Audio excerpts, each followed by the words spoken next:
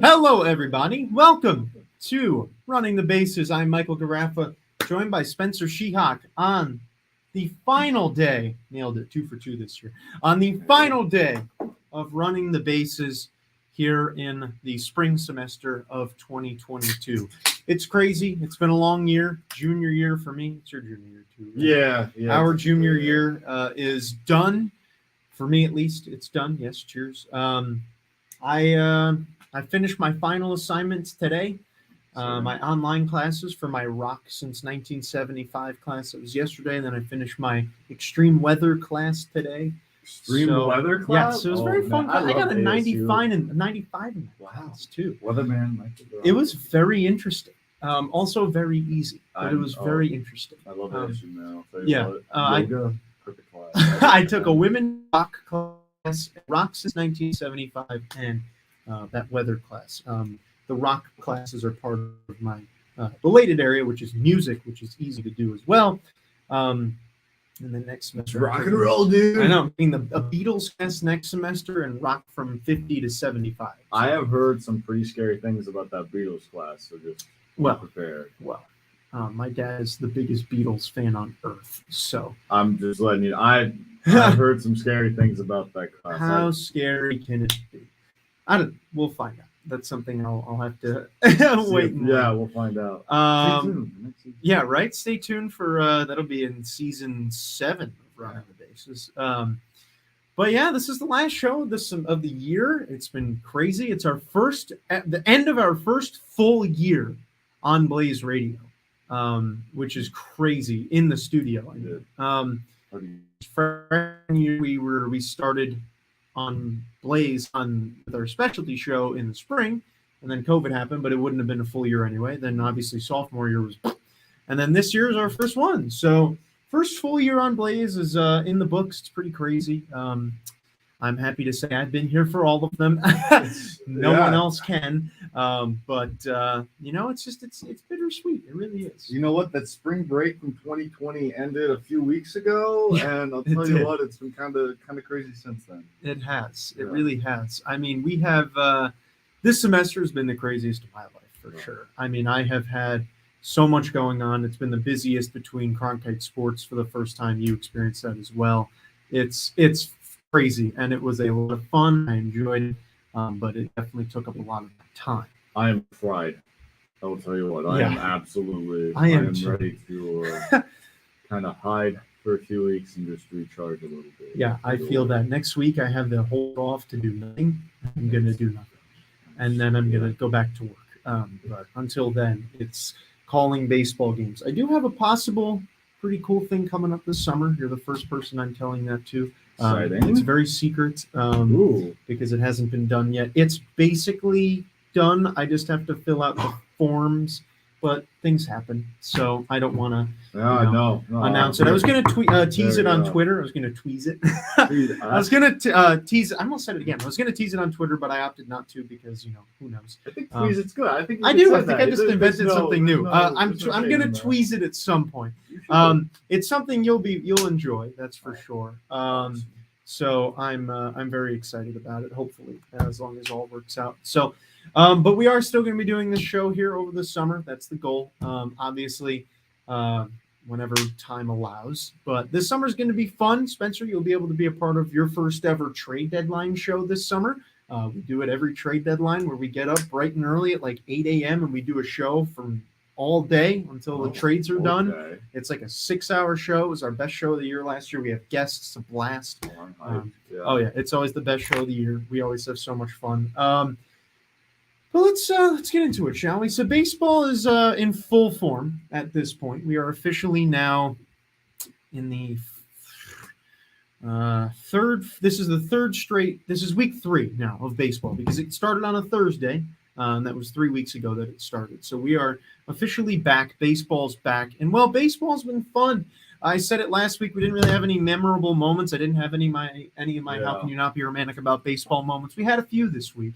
And it all started with Freddie Freeman getting his first home run as a Dodger against the Braves. That was the first one. We had a couple others throughout the week. It was pretty cool. But What are your thoughts on how baseball's been in the last week or so? I'm excited. I'm excited that some of these losing teams are winning a little bit. Yeah, In a weird way. I don't like seeing a 2-11 start and stuff like that. So kind of the zing and the zung kind of going back and forth a little bit. That's been fun to watch, and just kind of seeing all the dead ball jokes. And appreciating Oh my gosh, crazy. Okay, well the thing that people, at least from my understanding, this is how it works. It takes 2 years for baseballs to be made.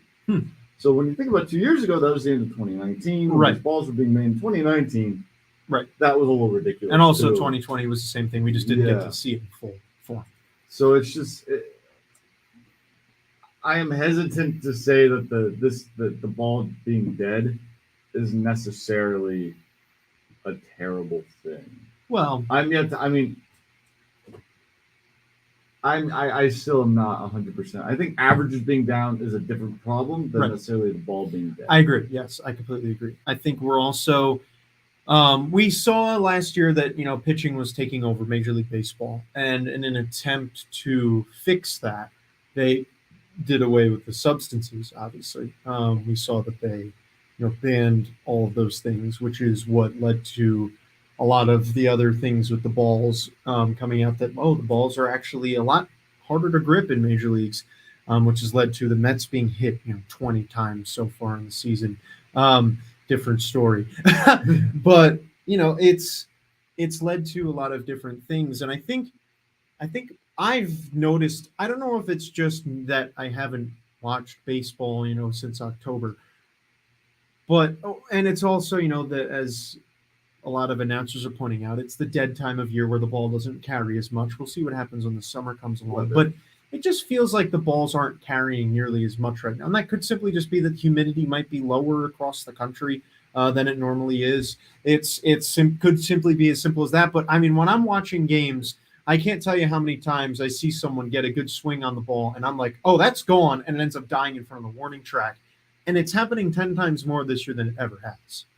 It's been weird, and with your extreme weather background now, I hope you would know a little bit of the science behind it.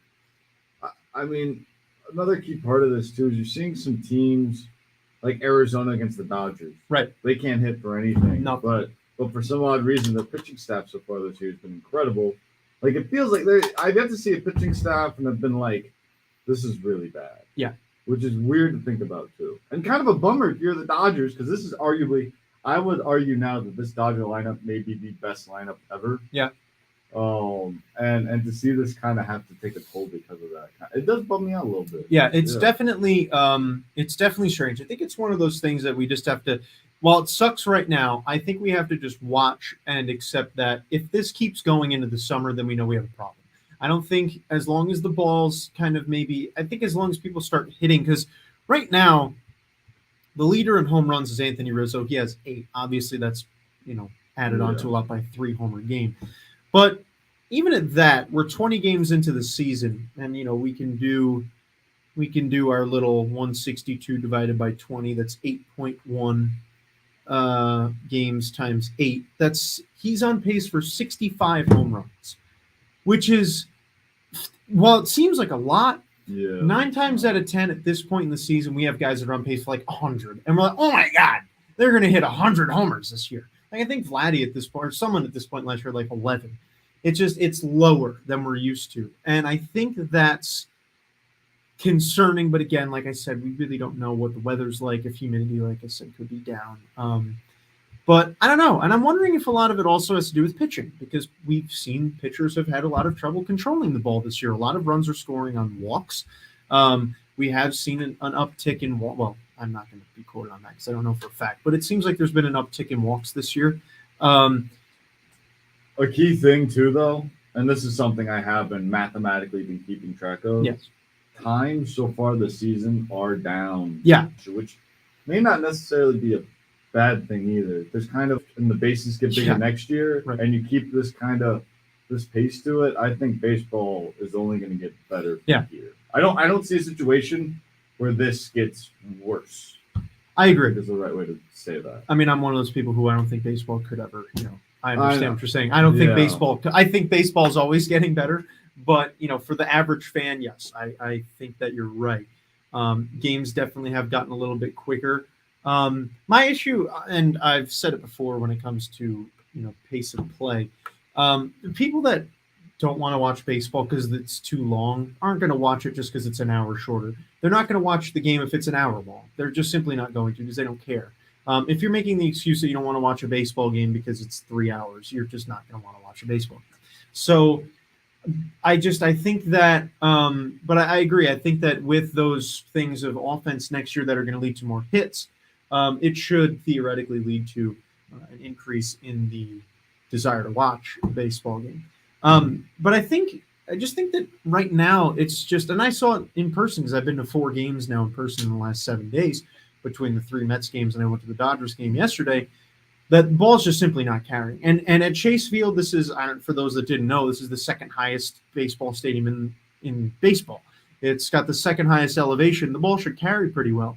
While, yes, there were 2 balls in that span that were hit 460 feet, it really just didn't carry. There were a lot of balls that were hit off the bat that I jumped out of my seat and thought that it was gone. Now, granted, there were a lot of guys that just weren't hitting very well in those 4 games that I saw. There were very few hits.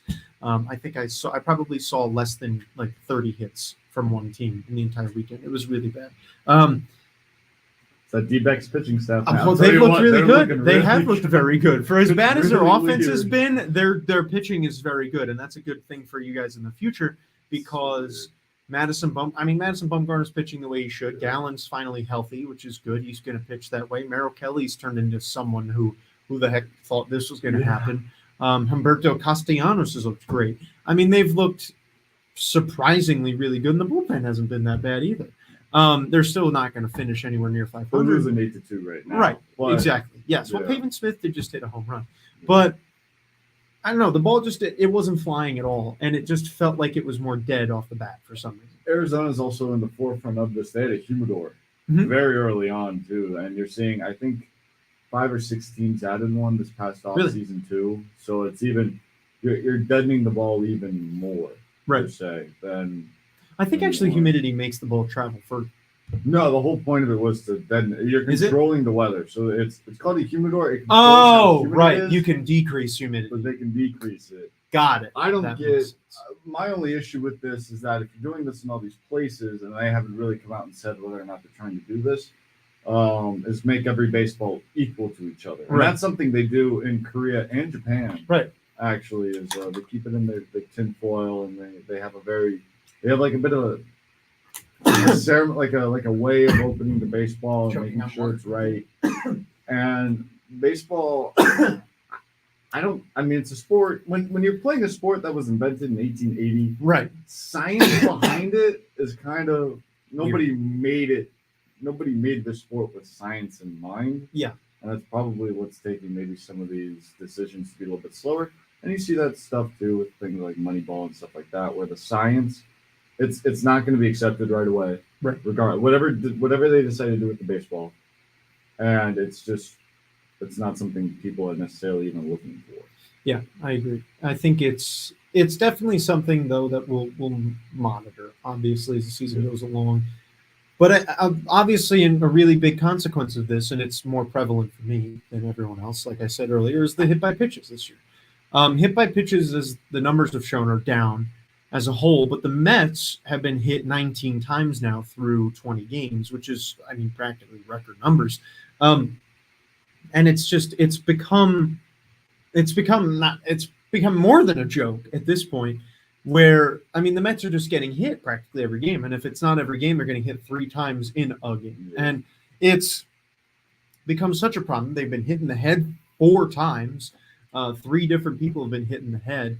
And it's become dangerous. And Chris Bassett said in his post-game press conference after Pete Alonso was hit in the head, he said, it's not that the pitchers don't know how to pitch, it's that the baseballs are terrible and Major League Baseball doesn't care.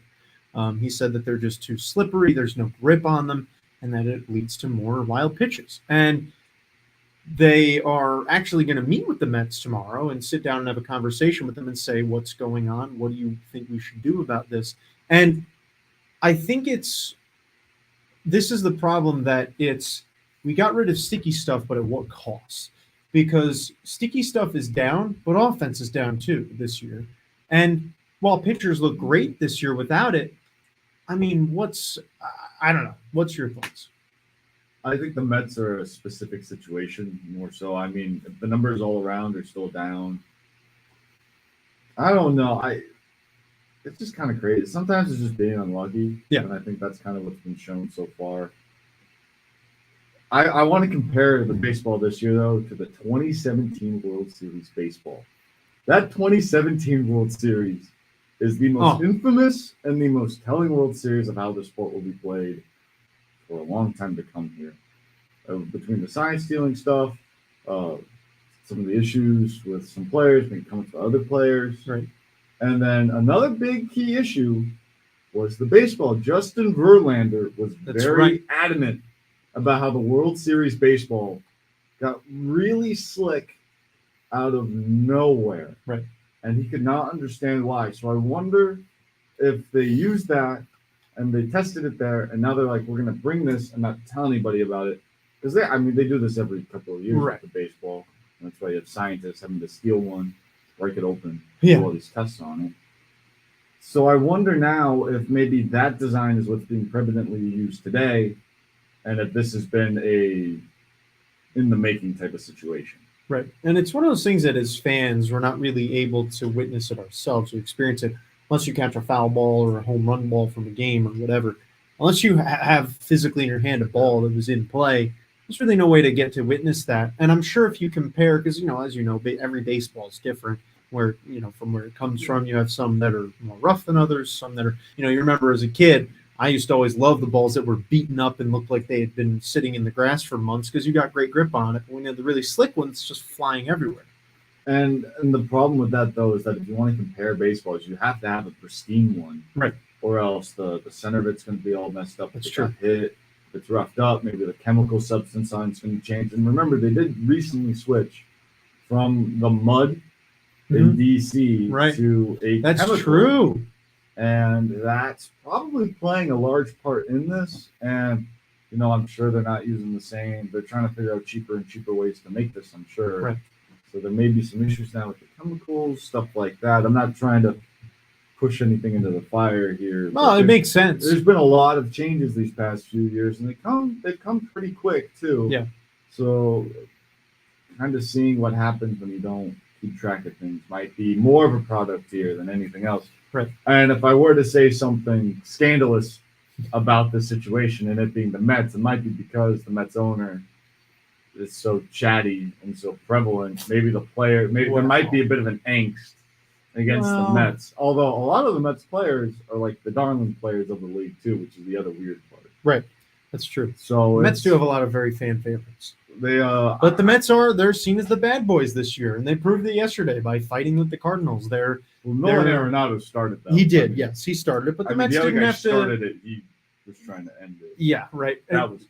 But the Mets aren't going to tolerate it this year. And while yes, Arenado started it, Yohan Lopez did throw at his head and said, like, "Hey, if you guys don't stop, we're gonna give it to you." And Starling Marte even said it on Tuesday after the game. He said, enough's enough. It's time that we start doing something about this because we've been hit too many times. And while it's obviously not their intent to hit them, it's the Mets have been pitched to inside more than any team in baseball. That is a mathematical fact that they have been pitched inside. If you can't pitch inside comfortably, then don't pitch inside. And while, yes, it takes away a dangerous pitch, you're running the risk of hitting people, and it just keeps happening. The team I think of when I think of throwing inside is the Pittsburgh Pirates of 2014, and when they banged up Goldschmidt when he was on that MVP tear, and they did that the whole year though with almost every team. And another guy that's actually kind of being affected by this so far has been Muketz. Right. Been throwing him inside a lot because he hits historically. Right, he's a very good outside hitter. Very poorly though on the inside, so that I feel like it's worth the gamble of like I'm either going to give up one pitch to get this guy on the first without any repercussions of him being able to take any other base. Yeah. Or I'm going to throw outside and give up the big hit. It's not. Yeah, it definitely. In a selfish way, that is not the same thing. Yes, it definitely is not. And I think as we have seen so far, and you make a good point, that the Mets are definitely a team that it could just be a perfect storm, that they have only guys that struggle on inside pitches, which is pretty much true. There's not a single person in the lineup that can really handle inside pitches. I mean, there aren't many in baseball that can, but there's some people that you can pitch inside to and they'll miss it, and there's some that you should only pitch inside to. And the Mets have a lot of those guys. And that has led to such an uptick. That problem has become a league-wide problem in the event that now you have a Mets team that is very easily agitated by hit by pitch.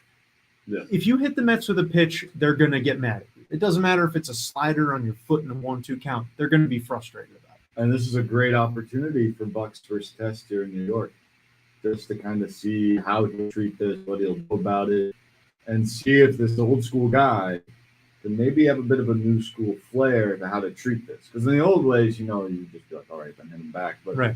That's no longer acceptable. And he's a smart guy, and I'm sure he's accepted it.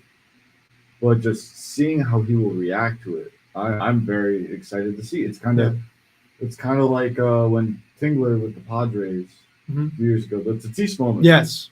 That was a test, and he failed it, and because of that, he lost his job. This is a great opportunity now for Buck to show that he is a fantastic manager. Right, and we are seeing that a little bit already because, I mean, this has been going on all season, and they haven't thrown at anyone. The first time, really, that anyone's been thrown at was Arenado yesterday. That was really the first time that a player's been thrown at, and you can say for a fact that was on purpose. And whether Buck gave the order to do that or if Yohan Lopez did it on his own, it was probably Yohan Lopez on his own, but still. We'll never know. Yeah, we'll never know. But I'm sure Buck didn't scold him for it. I'm sure Buck didn't say, hey, that was wrong. I'm sure he might have taken him aside and said, good job. Like, you never know. Yeah. Obviously, we'll never know. But it definitely has been. I'm surprised that it took until yesterday for the Mets to do something. Now, granted, this series against the Cardinals, the Mets were hit more than they had been in any series. So it was like, all right, enough's enough. Like, we've had enough. You guys have been on the road for a while now, right? Yeah, they go back home tomorrow. But I think the other problem is that the Mets have found themselves in a lot of close games. And, everyone knows the situation's got to be right to throw at someone. You either want to be up by a lot, down by a lot, earn a meaningless inning where there's like leading off the inning. And that was a perfect case of it. Mets were down by 5 in the 8th inning. Your star player's leading it off, perfect time, throw at him. And it makes you wonder maybe if there were other opportunities, if they would have seized the opportunity. But it just seems like something that it will definitely be interesting to see how Buck handles it. And he's handled it very well so far. His post-game press conference has been hysterical. I mean, I'm sure everyone saw the quote yesterday, and if you didn't, he said in reaction to what Arenado did, he said, well, they're complaining that we threw it towards their head and started a bench-clearing fight about it. Our guy got hit in the head and went right to first without saying a word. And you could even see when Alonso got hit in the head, he got up pissed. I mean, he was ready to charge the mound, but didn't. Went right to first. But Arenado gets a ball that's, maybe here, and he starts crying about it. And Buck wasn't very happy about that. And I think he's really, to me, I'm a big fan of what Buck's done so far. He's been really, I mean, it's just the memes everywhere, the pictures of him after a Met gets hit, of him just sitting there looking incensed, are just hysterical. And I love the way he carries himself. This Mets team has a grit about them that they haven't had in a really long time. The 1986 Mets that won the World Series had a very similar grit where they were known as the bad boys of the league. They were the fight starters. They were the ones who were going to fight back. And this team has a very similar feel. Well, we'll see if they start any fights. Well, who knows? Yeah. It's bound to happen. It really is. Good. And I'm liking who's in second right now, too. I know. The Marlins. I think the Marlins here, I think the pitching staff is definitely what they imagined it would be. I think the offense still is a little, and they followed the Mets method, which I disagree with because it worked for you guys and then it stopped working. So I'm hesitant about the Marlins' future success, but to see them 2 games over and it looks like they're pedaling towards a lot more, I think it's good for baseball, honestly, to have Miami. Yeah. That's a huge city that's never been taken advantage of, and I mean, Jake Colangelo, I know this being here from Arizona, his mindset was always we're going to put out the best team to get everyone excited. And then once we can't afford it anymore, but we have enough butts and seats we can then start taking away. Right. They might be at a position now where they can do that all-out blitz commercially for the team in the city once again. Yeah, I agree. This Marlins team, I haven't gotten to witness them yet this year. The Mets, I'm sure, will play them. I don't know when they play them next, but I'm going to get a lot of looks at the Marlins this year. And quite honestly, it's been surprising. I had them pegged to finish, I think, last in the division. And that is, wow, the Mets don't play them until the middle of June.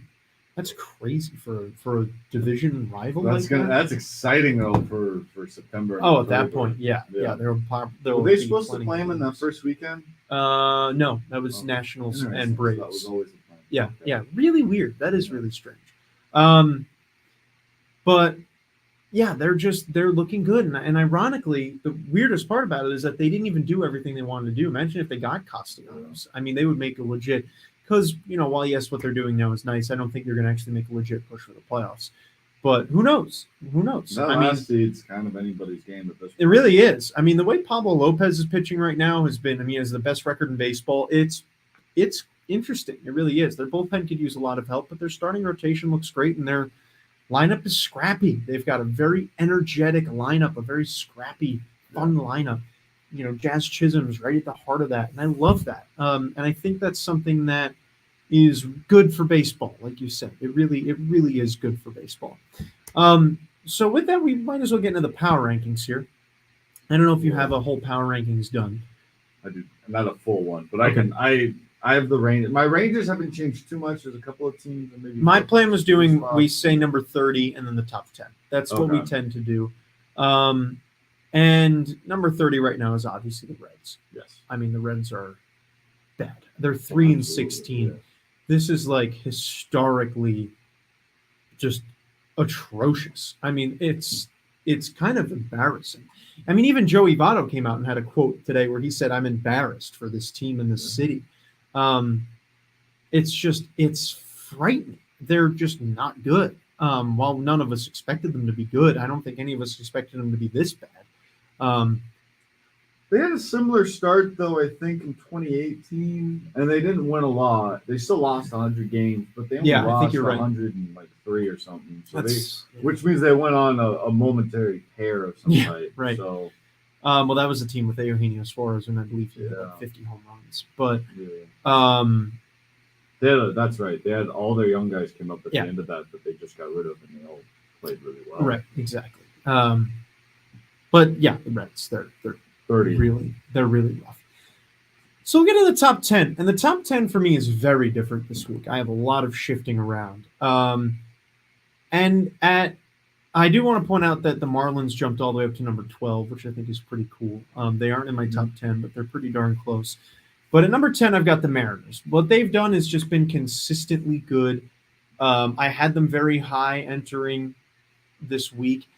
Pretty much after number 9, things get a little really Mariners on. It's not really, there's a gap, like you said last week. It's kind of in clusters. And I really 8-1 is one cluster, and the rest is just kind of separate grouping.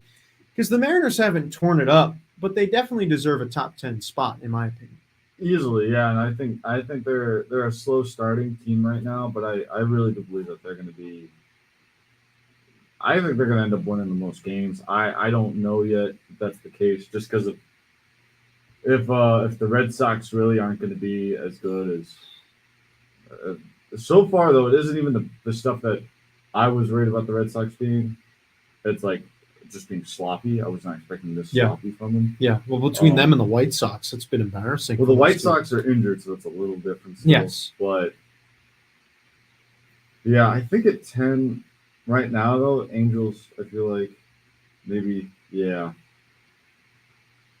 I'll put the Mariners at 10. I was going to say, I think you really need to rethink that Angels pick there. Because they've won like 7 in a row and have the second best record in baseball. But I'll get there. Yeah, one of. They're up there. But at number 9 is a surprise for me, and I think this might be the last time they're here, but who knows? It's the Twins. The Twins have been really good lately. They have won a lot of games. They've looked really good. Ever since Buxton came back, this team has looked different. And I think that's been the key for the last couple of years, and that's been the wild card. Is Byron Buxton going to be healthy? And so far, it's proving that when Byron Buxton is healthy, this team's going to be pretty darn good, which is scary in a lot of ways because the White Sox have been nothing so far. Like you said, they're hurt, but you can't let yourself fall in too far of a rut. That entire AL Central is just up in the air right now, and the Twins are somehow practically running away with it. They're the only team over 500. Yeah, there's 4.5 game split between first and last. I think that's going to be the way it plays all season. I agree. I think the bottom, especially the Twins, Royals, Guardians, and Tigers, if they don't finish within like 4 games of each other, I'd be shocked because they all are practically the same team. To a degree. Right. Exactly. We obviously assume the White Sox, when they get healthy, that they'll start taking off, but who knows? Because 2 Cy Young Award candidate pitchers come back. Right. And their multi-all-star right fielder comes back. Exactly. Stuff, little pieces like that. Once those little things. Yeah. But that's assuming that they do come back and that they play well. And the defense comes around too. Right. A little bit. And you also have to assume at that point that no one else has built a big enough lead and is holding it. So I don't know. The Twins are just they're looking really good right now. And I'm surprised by that. I don't expect it to last, but for right now, I'll give them their top 10. I'm not brave enough to put them in my top 10. It's okay. It's not like they're 4 for me. I'll put St. Louis at number 9. Okay. I think they've been playing pretty well. Still nothing really too special yet. They haven't had tough competition yet either. The Mets were pretty tough, and they played them well. So I think 9 seems. Well, from what I saw in that, I have them at 11, so it's not like they're very far off. What my scouting report on the Cardinals is that they're actually playing very sloppy. They're not playing. They're kind of falling asleep a little bit at the wheel. Sometimes they're getting a little bit left in. They're not playing competitively 1 through 9, which obviously cost them that massive game on Monday. But they have the bones to be a good team. They really do. Their bullpen's really good. Their rotation has looked very good as well. The lineup's obviously going to hit. It is hitting, and that's why I have them at 11. They're close. They're right there. At number 8, well, if Nick and Ryan were here, I'd probably get a lot of flack for this, considering that they're in first. But I have the Giants. I don't think it's a terrible spot for them. Hear me out. Hear me out. They are 6-4 in their last 10. And I already didn't have them very high last week. So they didn't really move much. And the teams ahead of them are basically ahead of them because they've played better in the last 7 days. And that is really my only reasoning for it. It's one of basically, I'd say right now, 2 through 8 could flip-flop if one team wins tonight. Like, let's say the Giants win and the other teams lose, they'll be at 3. Like, it's very simply, they are. That's spicy. It is. They have the highest run differential. They're tied for the highest run differential right now in baseball. They are the Dodgers. They are. So well, like I said, it's one of those things. As long as you think that everybody's that close. Yes, they're super close. I just have a hard time thinking that Angels better than the Giants. You really believe that? Like, just right now, because it's power rankings. The power rankings are very much how they, for me, and you'll get to know this. My power rankings are very much based on how they did in the last 7 days. And obviously, how they're doing in the season, but how they're doing at the moment, hot streaks matter a lot to me. Okay. Hot take. It is, yes. I do my power rankings very differently. At number 8, I'll put the Angels there. I don't want to put them too high just yet. They've played well. They have no reason to with that pitching staff. So I will put them at 8. Well, we both have 2 takes that we now traded. So I guess we canceled. Well, this is not saying the Angels are at 8 is not a hot take. We canceled out our takes that we don't like from each other. I'll say. Okay, that's the right way to put it. Because I think Nakash and Ryan would both be like, "This is fair." Yes, I agree. The reasonable voices here. Like, fair enough. You and I are basically the 2. Right. You and I tend to have the most egregious. We believe takes. in things. We do, and very much so. At number 7, everyone was so high on them last week. I'm still very high on them, but it's the Blue Jays. Again, like I said, they would be a lot higher, but everyone's just tight right now. They're not as good as they. I don't think they're as good as they were last year. Um, I don't. To me, not yet. We not haven't. Yet, at least. What we saw last year, though, in that last month of the season, they had a really good stretch. I mean, they last year, well, yes, they didn't make the playoffs. If that team made the playoffs last year, they would have been a force. Like, baseball is really lucky the Blue Jays missed out on the playoffs last year. I don't know. For me, the Blue Jays are they're a good team, and they're going to be good. I think right now what we're seeing is that it's just another case of that they're just not hitting where they need to be, and they will. Springer's finally back and healthy. He hasn't been healthy at all, but I don't know. I'm a big Blue Jays guy though. I'm gonna put the Yankees at that spot. They've had a good week. I still don't trust it yet. Neither do I. I still have money on them not making the playoffs. But we'll see about that. They have the pieces there. Like Josh Donaldson was not it kind of went under the radar, and I don't really understand why. Like he still was super productive in Minnesota. He was hurt. What? Well, he and Gio Urshela kind of are. Yeah. Well, Gio Urshela he's been arguably the best guy on that Minnesota team so far this year. Other than Byron Buxton, but yes. Well, he's played the most. Right. Yes. Out of people that have been there every day, yes, he has looked very good. I don't know. I have the Yankees higher, but I get that they have looked super good this week, and it's still when the Yankees play well, it's like that's the evil empire. Yes, it is. That is like watching Darth Vader, and it is. That's exactly what it is. Slash through people. And you know me, I'm not one to want to tote the Yankees very highly, but I do think that this week at least they're going to hold that. At number 6, I've got the Brewers. They really didn't move much from last week. They're still holding a 13-7 record. They've won 3 in a row, 8-2 in their last 10. And again, they're basically tied with the Giants and Blue Jays. It's just a matter of picking who's been hotter lately, and the Brewers have that for me. I'll take the Brewers here too. I think so far that's about what they played at. Yeah, I expect them to stay right around this level pretty much all year, if not a little bit higher. Easily higher. I think they're going to look a lot better. I agree. Brandon Woodruff has been shaky so far. Corbin Burns has been shakier than what I was expecting, especially how good he was. Like he's been a little, especially considering you had him as the second best player in baseball. Second or third. I was conflicted. Yes, I know. Because him and Scherzer had some. But anyways, they'll be a lot better. That pitching staff. I don't know what's different about this year compared to last, but. Because they were good even after the whole sticky stuff. The pitchers got better once they did. So I'm not worried about that, but there's something that's missing for sure. I agree. At number 5, and I'm going to get a lot of flack for having them over the Giants. I have the Padres.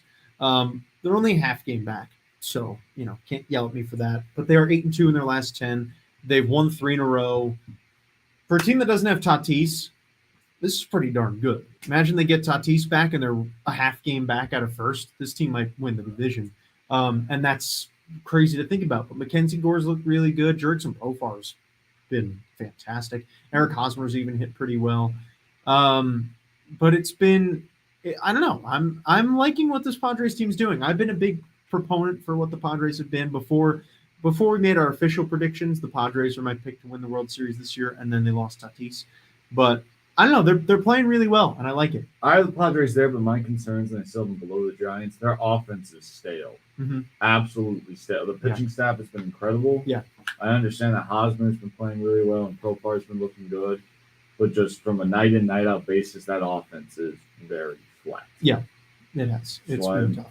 I have a hard time putting them above offenses that could really explode, like the teams we're about to talk about now. Yeah. They're very similar to the Giants in that respect right now. Obviously, the Giants have hit a little bit better. But the Giants, in terms of their lineup, they're a very pitching-heavy team, and the Padres have lived up to that. At number 4, I'm going to get a ton of hate for having them at number 4, but I have the Dodgers at number 4. They are 12-6. They have the third most wins in the AL West. They lost 2 to the Diamondbacks. I mean, that That for you is a good thing. That should knock him off of being number one, though. Well, I didn't have him. I did have him in one last week, yes. But they haven't. Their hitting's died these last few days. They simply just haven't hit, and that's a problem. It's the league, though. That's everybody's not hitting well, and I get that the names are bigger, so you expect more. But I can't. Don't get me wrong. They are thinner than they've ever been before. Correct. When it comes to depth. So if a couple of guys go out for a long time, that's when they might start falling, and that's when the World Series predictions go away. But for now, I think they've still been pretty incredible. They have the highest run differential. They're playing really well. They just had a bad series. That happens to every. If you put all these teams up in a bracket still and have them all play each other for this week, the Dodgers win it all. Yes, they probably. Well. I'd still believe it. I know. It would be close. Well, I'm saying they would not be below. They would be second. They'd be second, not fourth. Yes, I agree. Like I said, I do value how hot they're doing very heavily. But I think you can also make the argument that even though you still obviously have them at number one, that this is probably the closest they'll be to not being number one that we'll probably see for the year. I'm not going to say that. I'm not brave enough to say this that. This is probably the closest you have gotten so far to thinking that they're not the number one team. Yeah. Well, 2 weeks in. Yes. As long as we can agree on it. Yeah. Yeah, I feel you. So who do you have at number 4? This is where I'm conflicted. Well, you've been thinking Giants. I'd say this is a good spot for them, but obviously I'm still conflicted. I'm still pretty hot on the Giants. I still feel like there's not a reason not to be absolutely enamored by them. I'll kind of want to. I'll say I don't like saying that. No, I already said them. I missed the team. That's the problem. But I'll put Toronto. Wait, no, I'll put Toronto at 4. Okay. Yeah, that seems right. I agree. I like it. I think that is a very good pick to make. Yeah. At number 3, I mean, while I'm not buying it, it's pretty darn good to see the Angels playing this well. It's really insane. It's really good for baseball. It's great. 3, insanity. I know. Absolutely. Well, how there's no reason to put them that high. They've won 7 in a row. There's no reason to bump them up. What were they last week? I have no idea. They were like 20 something. They were pretty low last week. They were pretty 20, and then you're gonna put them at 3. Well, they've literally won every game since we've last spoken. So there's no reason to think, though. I have zero reason to believe that the Blue Jays in 7 games would not wipe them. Oh, I completely agree. Well, why would you have them? I told you this is on how they do now, not on how they'd fare in a playoff series. I do it very differently than everyone else. I have a hard time. I don't want to get too excited, and then they're bad. Oh yeah, and I completely anticipate they're going to fall flat on their face eventually. That's just the way it goes. So the Angels, but they've won 5 in a row, not 7 in a row. That's my fault. But still, they've won a lot of games, and they've looked really good. We'll see. We will. I'm not sold yet. And they weren't playing like. No, but they've been hitting pretty. They've been hitting pretty darn well, which is good. It's a good thing to see a team hitting well when you want them to. They're playing the Guardians after they were attacked in New York, and the Orioles. Hey, hitting's hitting. They still have a plus 20 run differential. Run differential does speak a lot of volumes. Which is 5th best right now in baseball. It is. It's hot. It's a hot one. It is. Who do you have in number 3? Number 3? This is where I'll put the Giants. Okay. Yeah, seems right. They're a little stale. I still think they're the best of the best on any given week, but right now, I'm not. I don't know. It's just kind of this is when I go, well, how did they do this week? And I'll put them in. That's fair. That's fair. At number 2, and like I said, I can't believe I'm saying it, but I do have the Yankees here.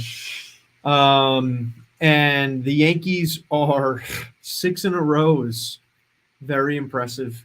They've looked dominant. Judge has looked great. Anthony Rizzo's hitting out of his mind. Like They I said, played the Guardians and the Orioles. You could put 9 of me out there. I would at least win 2 of a 4-game series against the Guardians and the let's Angels. not get into the first I'm round. saying, man. The Orioles have a very good pitching staff. Every team is. No. I get it. The Yankees are cool. No. Absolutely. Hey, that's how I feel on the inside, but I can't ignore the. Get your outside figured out then, man. I can't ignore 6 in a row. I can't. 6 in a row is a very hot streak. It really It's is. just, I'm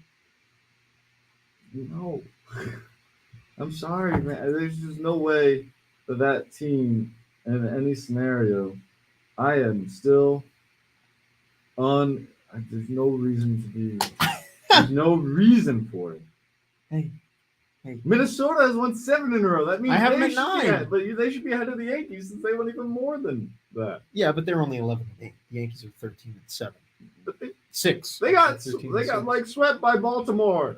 They have the second best winning percentage in baseball. They got swept by Baltimore. They still have the second best winning percentage in baseball. They've looked good. As much as it pains me, they've looked good. They've looked great this past week. The week before that, they looked awful. Yeah, they did. How are they? It's one of those things. I get it. I get why you'd be like Yankees, yeah, but Well, I'm not, but yeah. As long as you understand a little bit, like I said, you'll get used to my power rankings and how they are. I just hope if you say, I swear, some team, if the Reds win 7 in a row in June, and all of a sudden they'll still be bottom 20. I have them in the top 15. Dude, like you can't. No, we don't go that far. That's a little crazy. I do have a method to my madness. And next week I'll have a much more legit and accurate. Okay, but we said this last week. Okay. Well, last week was a free week. This isn't as much of a free week, but It's just us two. Yeah. So let's do number 1 before we do a quick team of the week here. You say the Dodgers, and I've got the Mets. Yeah. I don't know if that could be my own bias, but they do have the best record in baseball. They're really scrappy. They just took 2 out of 3 from the Cardinals, which was a really big deal for them. And they simply just outplayed them, and they looked really, really good doing it. I don't know. I like the Cardinals. I still don't think the Cardinals are the definition of a quality team to beat, to prove yourself as being that. Well, and they won one of them off of the Cardinals' own mistakes. Exactly. But they also capitalized by working good at bats because they play smart. I don't know. One of the best teams in baseball. Yeah, 100%. And I think right now what we're seeing is that the 3 teams that look like they're going to stick around all year, the Mets, Dodgers, Giants. And those are your top 3. And I think those are going to be the ones that are going to be here at the end of the season fighting for best record in baseball. And I think that's really cool. I can't believe I'm saying the Mets might fight for the best record in baseball. But right now, the way the Braves are playing, yes, they just got Acuna back, but I mean, they're 5 games back. Well, yes, they were last year too. The Mets are only going to get better. Jacob deGrom's coming back. And when that happens, the Mets are going to be better than they are now. And that shocks me, and that's going to be scary for everyone else. So I'm just waiting for an orange and blue thing to happen to the Mets. I mean, like, no, seriously, because like a lot of the problems that they faced are avoidable. Well, yes. A lot of these issues that have happened in the past could have been changed if they had made their decisions. I agree. And that is what I need to see. So that is that's not keeping me from putting them at number 1 because they could play great for a week and be if they sweep the Dodgers and win 2 out of 3. Yeah. That would be now they're number 1 for a while type of thing. These next 2 weeks are going to be a real test for them because they just came off Cardinals. Now they play the Phillies, Braves, and Phillies. So This is going to be a real test for them. Philadelphia, that's a team with a positive run differential. I know they haven't been winning. Right. Only won 4 in a row. I'm just saying I think that'll be a good test too because they got bats on that team. Yeah. Regardless of this dead period, that's a team with bats. Tampa Bay needs to find some answers here. They've been looking weird. Yeah, they have. They've looked really strange. It's been weird. They're still 11-8, but I mean they're the Rays. They're going to be good. They've looked weird, but not in the way that they control weird. Right. Yeah. They're not. Yeah. Like yeah. That somehow makes sense. Yeah. Normally, because they play such a different style and it works. But it seems like when they're winning, a little bit of luck so far has been involved, and not or maybe the math equation for their wins has gotten so insane and so complicated it is now magic, like in Marvel movies. That could, I guess, be perfect. It could be a week if we do a show a week from today. When we do a show a week from today, well, we have to figure out what free. But yes, I will have seen Multiverse of Madness. What's that? It's the next Marvel movie. Is it really? Why did I not know about this? It's the Doctor Strange. You haven't heard about this? Oh, it's Doctor Strange. Why didn't you say Doctor Strange? Multiverse of Madness. I didn't know that was the name of the title. Wow, I have not been. I know. I got the early show. That's incredible. That's right. It is that time of year. Oh my god. Wow, I need to see that. Yeah, Endgame came out. I know. A couple days ago, 3 years ago. Yeah, I know. Black Widow ran at Thanos with the taser like 2 years ago. That's crazy. 4 years. Yeah. Wow, that's crazy. Let's do team of the week real quick. I don't know if there's a way for you to whip it up, but basically what we're going to do starting going forward is we're going to just go positionally, pick a player that we think deserves to be that player of the week. So we started right off, rip roaring, with starting pitchers. And, well, starting pitchers, I'm going with Joe Ryan. He is not allowed to run in 13 1/3. Sounds good to me. Okay. There's going to be a lot. I have no way to. Yes, he has been really dominant.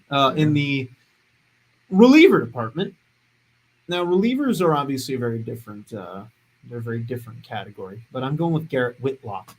4 1/3 innings, no runs. He's only allowed 1 base runner. It's pretty darn good too.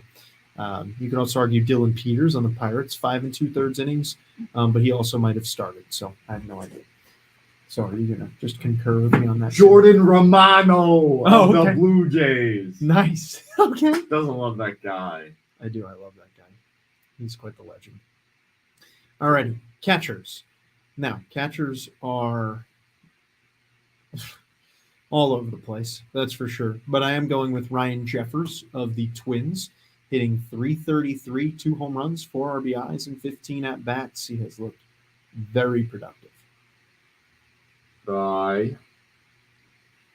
In this year of 2022. Are still searching. Sorry. Do you want me to say For the week, I will. Who's been pretty quiet and pretty good so far this year? Who? Wilson Contreras. Interesting. He's been really good so far. I just sent you the website that I use for this. Probably will make your life a little easier. It definitely. It shows stats over the last 7 days, so it makes a very big difference. Yeah. So at first base, this is interesting to me. Eric Hosmer, 2 home runs, 5 RBIs, hitting .500 with a .600 on base percentage, 1538 OPS. Now, you could also go with Ty France here, but he's more of a utility player. But I don't know. I'm just going to ride that Eric Hosmer trading because that's hysterical. I will say Anthony Rizzo with those 3 bombs in a game that absolutely murdered me in fantasy. Yeah, it did. I'll go with Rizzo here. Although Ty France has been the best player this week. Yes. I will take. Ty France is technically a third baseman, so I'll wait till we get there. This website's a little tough because it shows every position they can play and not in order of their primary. So that makes it a little challenging. I'm on Fangraphs. Okay, good. Yeah. At second base, I'm going with Joey Wendell. 350, 1 homer, 4 RBIs. He's looked really good with the Marlins. He's been a very underrated pickup for them. At the position of second base, you're going to go with Mr. Jazz Chisholm. 2 home runs, 5 RBIs, 3 stolen bases. He's hitting .320. What's there not to love? That is pretty darn good. So third, I'm going to go with Ty France. 3 home runs, 11 RBIs. He's hitting .500. He's been a monster. It's been really fun to watch him, especially on that Mariners team. You know what? I know that he has a very cold place in your heart right now, but he did actually have a pretty banging past week. I will go Nolan Arenado. He was looking very good. Batted 385 this past week. No bombs, but 3 RBIs. I mean, he's looked pretty good. He's had a half a WAR this past week. Half a WAR. Half a WAR. Boy. For shortstop, I'm going with J.P. Crawford. Hitting 400, 3 homers, 7 RBIs. He's got a 1283 OPS. Pretty darn good. You know who's also been sneakingly pretty quiet so far this week? Who? Xander Bogaerts. Nice. 6 runs scored, 3 RBIs, a stolen bag. Hitting .517. Okay. Played every game this past 7 days. Nice. Yeah. At outfield, I only want to do one this week. Only one outfielder. Yeah, well, we've got to go. That's the only reason why. Yeah, okay. Mike Trout. He's the title of the video. He has looked so good. 3 home runs, 7 RBIs, hitting .500, OPS at 1713. I love Mike Trout. Yeah, easily Mike Trout's this week. Well, Taylor Ward's been really good him. too, but And I've got Max Kepler right behind him. Yeah, I've got to give my love to Mike Trout though. Aaron Judge, Byron Buck, round up 5. So we go. Those are 3. And then DH. Trout, Ward, and Kelly. DH is a tough one. What do you mean? DH is easy. It's Byron Buxton. All right, sure. Or Bryce Harper. I'll go with Bryce Harper. I saw Bryce Harper first. So okay. That'll do it for this week. Thank you for a great semester on Blaze, a great year on Blaze. It's been a blast. Spencer, thank you for joining us in studio for this semester. I'm looking forward to many more. I know. It's been fun. We look forward to having you back. It's been a blast. So thank you all. Thank you, Blaze Radio, for another great year here on the station. We look forward to seeing you in the future. Thank you, and have a great summer. But if you're watching us on YouTube, stick around because we'll be here all summer long. Have a good one.